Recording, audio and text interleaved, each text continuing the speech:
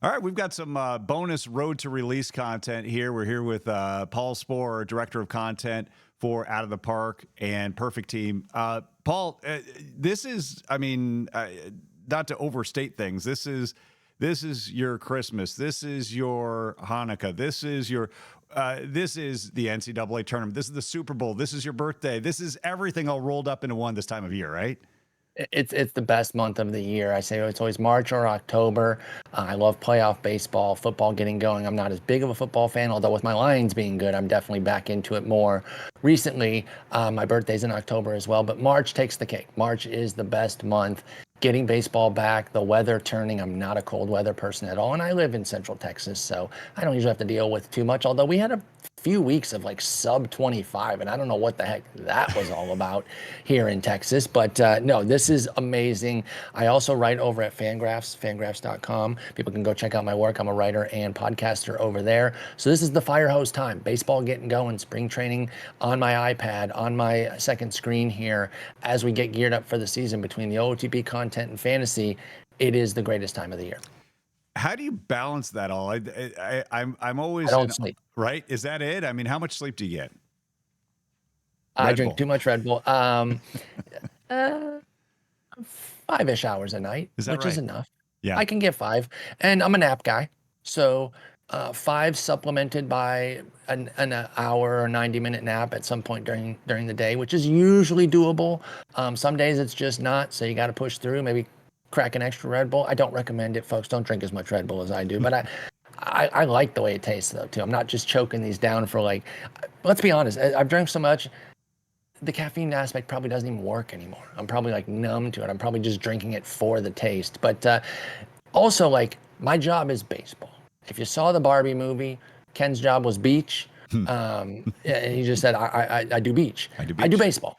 So it's like, how much can I really, like, it's a lot and it's a grind, but it ain't manual labor. Yeah. It's not backbreaking.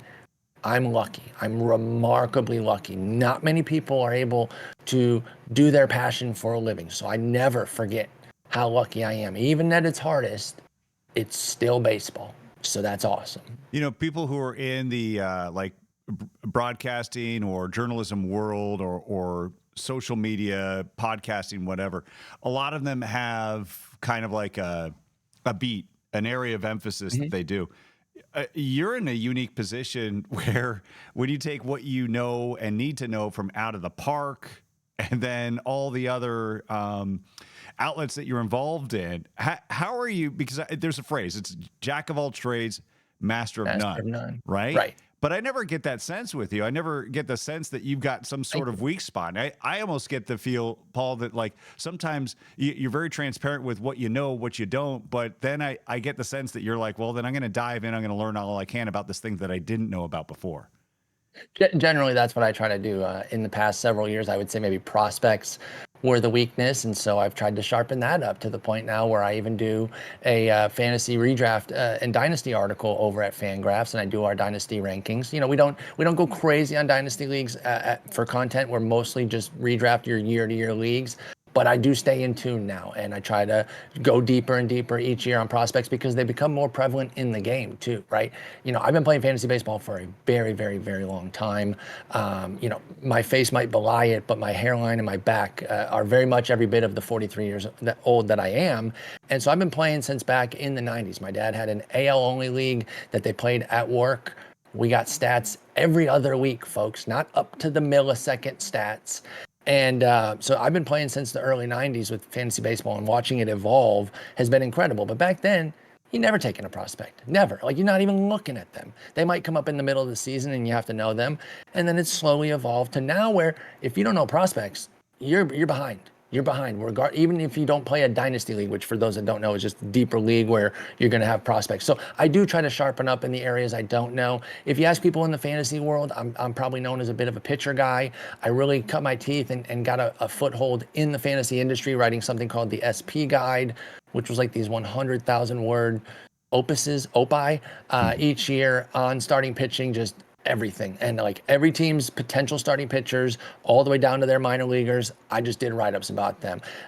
Got some big breaks there when Matthew Berry from ESPN would retweet my stuff and say, hey, check this out. Randomly on one of his podcasts, Bill Simmons mentioned it, which was pretty cool. And so, I'm known as a pitching guy, but I know my hitters. I feel confident talking about hitters. And again, so the only, the area of opportunity that I had, I think would probably have been prospects. And it still is. I can't go super, super deep. I've only got so much bandwidth. But I know the guys at AAA, AA, and even some of the high A guys that are coming. I don't know college. I am a Longhorn, and I do go check out a couple games a year. I really only know the big, big dogs, but I don't have enough bandwidth to stay super into every bit of college. Oh, great. Yeah, I'm glad you brought up the Longhorns after what happened between ASU and Texas in the playoff season. You had to bring it up, Paul. What a game. There were so many times that we had that game lost. So many times. That was an epic game, though. I mean, me and my son, who he's going to college in Arizona, not at ASU, but we were together watching that game, and we just appreciated the fact that like that was fun, and that's the bottom line, right? We don't get anything for winning, right? Besides going farther in the playoff, but that was just fun, and let's put the emphasis on that with what you do, because I feel like. That when we do things for a living, sometimes we lose sight of what's fun, right? Like it becomes a job at some point. I'm not getting that sense that yes, it's a job, it's a lot, and as you've mentioned, it's not like you're doing backbreaking labor here. It is a labor of love. But how do you balance that where what you put in, you still get back out of it for love of the game? I mean, I still absolutely love it. I play OOTP, so I create the content, but it doesn't give me any inherent advantage because I still got to get the cards the way you guys do. I still got to win tournaments. I still got to go build up my perfect points so that I can go get the cards. In fantasy baseball, I still play. Yes, I give out my thoughts and opinions, and in a particular league that may hurt me because somebody might know who I like, and if they like that same player, they can draft them a bit earlier. That's okay. I'm happy to do that. I've got backups. I got other guys I can take. So I still play in both things that I commit all that time to, and I still get a lot of enjoyment out of them. And I got to say, I feel a little bit bad for some of my colleagues in the fantasy space who've lost their fandom. And I understand it, right? They've become more neutral. Maybe they become more player focused as opposed to their favorite team. I'm still diehard for the Tigers, man. I still listen or watch dang near every game. We have one of the best announcers going when we stole Jason Benetti from the White Sox. By the way, that's a coup. Could have told you the White Sox were going to have the worst season ever. It started off poorly when they let him go, and it just got worse from there. And we got Dan Dickerson on the radio, also one of the best. I'll put him up against anybody. So watching and listening to the Tigers games, even before they had the second half run, because they weren't great in the first half. They were a compelling team. Every time Scooble went, Flaherty went, you were excited, but they were treading water, and then they got hot in the second half and the Twins collapsed, and then bada bing, bada boom. But the enjoyment of just watching or listening to the games has not left me at all. So I stay committed to my teams. I'm a Detroit guy through and through, but I'm a Longhorn as well. So it's Longhorns for college, it's Detroit teams for pros. And I just still love all my teams. I love playing fantasy baseball. I love playing out of the park perfect team and base game too. If I wish, I wish we could get 30 hours. I know we're about to spring forward. Can we just add a couple hours? Yes. Because I love more base game playing. I usually do some base game sims on my YouTube channel, and unfortunately every year they seem to kind of go off because my time just gets pulled into too many spots, and that has to be the first thing to go. And I always feel terrible about it because I really do love playing the base game. But that is maybe the one thing that's had to go. Sometimes I don't get to play, I don't play MLB The Show as much anymore. Love it. Wonderful game. Obviously we're both baseball games, but I don't know that we're direct competitors. You could love both games very easily. They challenge different things. They scratch different itches. So that is one thing I don't get to play quite as much. I used to play a lot of NBA 2K with my friends. We'd do the 5-on-5, go playing against other people. That was always fun. So maybe that's the thing that I've lost a little bit is some of my gaming time, but not when it comes to fantasy or perfect team. I still get to play a ton of those, and I love both of them. What are some other games if it's not a sports game? I remember that being an Ask Me Anything. There's other games? Yeah. Are there? I heard. I mean, there isn't. It's sports games for me, man. Yeah. I'm just. I can tell you how much of a boomer clown I am. I tried to play Fortnite when it was like really, really hot. I know it's Sure. still hot in the streets. I'm not shading anybody that's still playing it, but like when it was like everything, Mm-hmm. when Ninja was the biggest thing going and everybody was talking about it. And I got motion sickness because I was moving around the screen too much, that it was giving me, it was making me sick to my stomach. It's So I can't play relatable. first person shooters. And, I don't really play anything besides sports games. I'm obsessed with sports. I've been obsessed with sports for as long as I can remember. Both my parents are into sports. My brother and sister are into sports. We are very much a sports family. It's been a part of my life for literally ever. And so, yeah, I pretty much only play sports games. I like some others. I'm trying to think of some right now. Like I used to be pretty big into SimCity. Yeah. You know, some games like that. But as far as like the first person shooters and all that, I like watching people do it, but I'm terrible at it. So it's sports games all the way for me. Baseball, football, basketball, soccer. I'll play some off the beaten path ones too, but baseball and football are the ones that I'm really be playing. Madden, NCAA, MLB, out of the park. That's where you're really going to find me. Retro Bowl on my phone. Bitball is a new baseball game that just came out. And in fact, it just got released early. It's a mobile game called Bitball. Check it Okay. out. Free promo there for them because they were going to release it, I think, next Tuesday or Thursday. And they're like, if Jeff Passan tweets out our game, we'll release it. And he did it. Jeff Passan, Really? the national writer over at ESPN, like Yes. if they put it in their Discord, if someone can get Passan to tweet it out, we'll release it tomorrow night or tonight. And this was last night, and they did right after he tweeted it Oh, out. So that was wow. pretty cool. So shouts to them, Bitball. It's a fun little game. It's kind of like a retro bowl type vibe on your phone. Paul, I think a lot of people, myself included, I respect your enthusiasm and passion probably more than anything.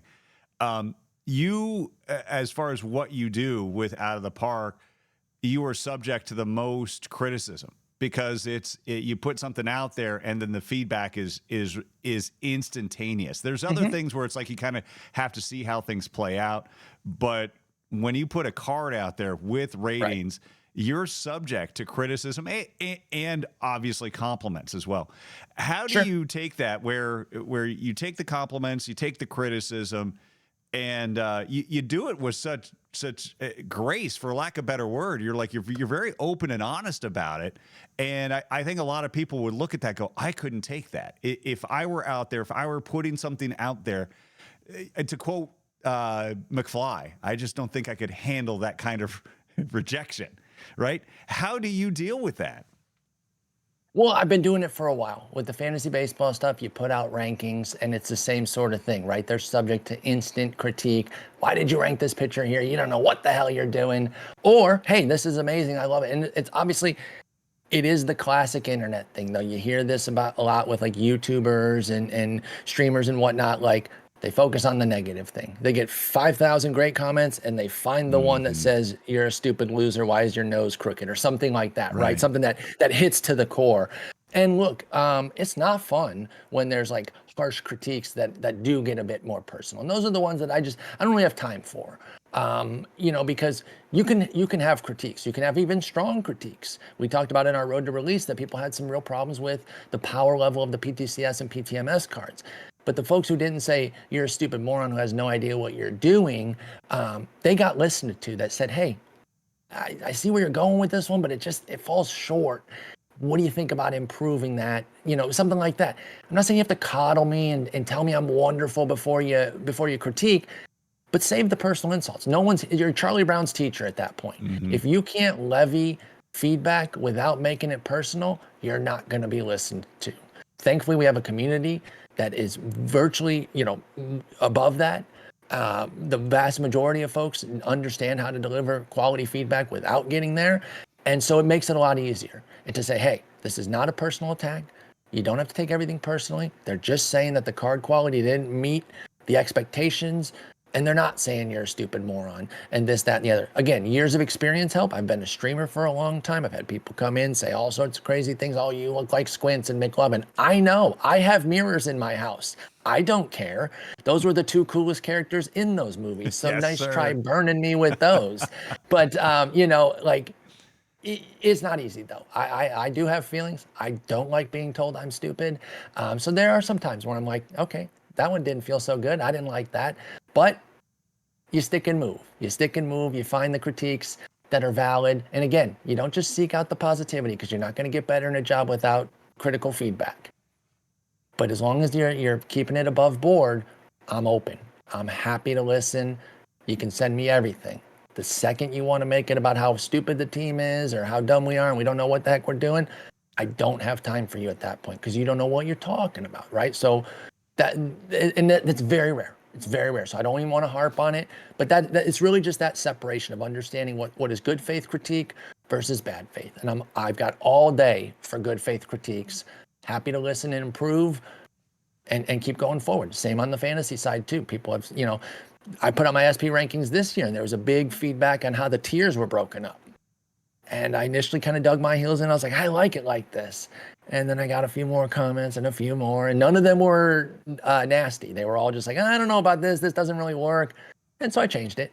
I restructured them, and I was like, okay, I want to give the people what they want too, right? Because if you dig in, like if I just say I'm the card czar and whatever I say goes, and no one wants to play the game and people stop, engaging, what did I get there? What big win is that?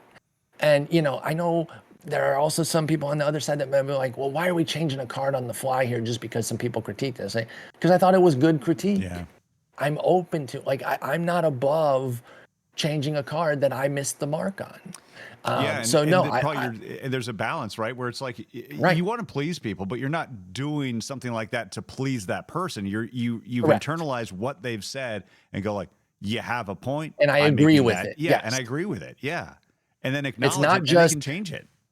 It's not just this person said it, so it's all systems go on changing it. It's 5 people said it. I've looked at it. They're right. Let's fix it. Because why not?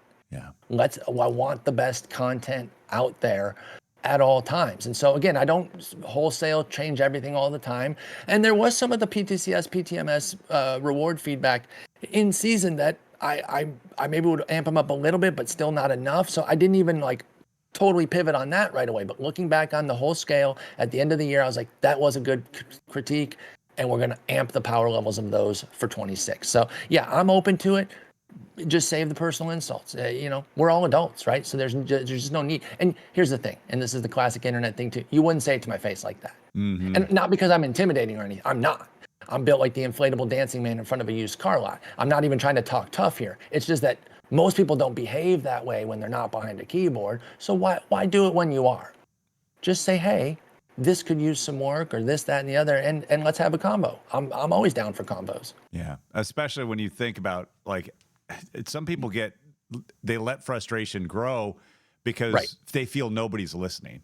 And the irony with that is, with Out of the Park, I just feel in general, I don't know if there's a more open dialogue between the community and the people who they serve. So you don't have to shout very loud to get your attention or anybody else's attention in there. Right. We're here to make the game better. We're a small team. We want to do the best by the community. There's not an adversarial relationship. And I try to stress this in other gaming communities I'm in, even some of the bigger ones. I got to do some work with the SDS crew that makes the MLB The Show game, and getting to know those people and understanding that they're people that have crazy passion for baseball. They're obsessed with making a great baseball game. I just really wish that gaming communities would stop making adversarial relationships us versus them. We're all pulling the same way. Mm-hmm. We all want great games out there. And again, this doesn't mean everything's roses and sunshine and we never say anything negative about a game. Just save the personal. I know I keep reiterating this, but it's just that simple.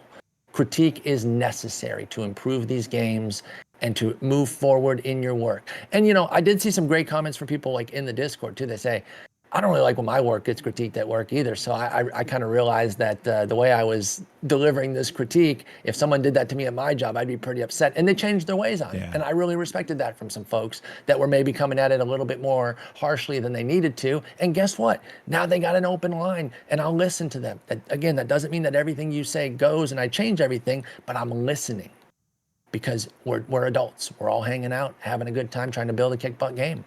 All right. Well, let's kick butt, man. I can't wait for launch day. Thanks.